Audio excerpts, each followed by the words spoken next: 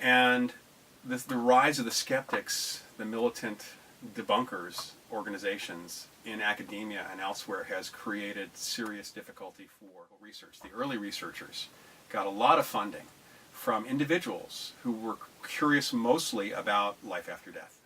You know, and we study, when it comes to life after death or survival of bodily death, mediumship, communication with ostensible spirits. We study, of course, the idea that human consciousness can survive the death of the body. And we study reincarnation, near-death experiences, out-of-body experiences, many of which cannot be studied in the laboratory. Self-healing, and if you have a psychosomatic illness, technically that's psychokinesis, and the placebo effect is technically psychokinesis. So we look at internally and externally, although most of the research goes kind of how people can affect things beyond the body. And then really life after death, the idea of survival of bodily death was one of the main things that started experiences. Those are experiences and abilities of the human mind without the use of the normal senses or our physical body.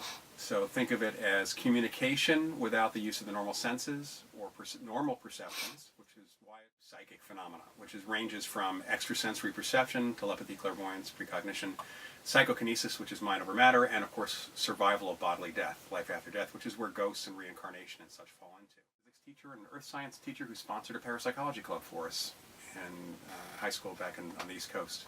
I also got a chance to meet a couple of very famous parapsychologists. One of them was Hans Holzer, but the other two were more involved in the field in the 60s.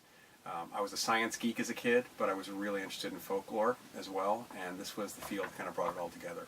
So, reading books by J.B. Roman as a kid, probably too many comic books and science fiction movies and TV shows and books. It just was something that I stumbled across in some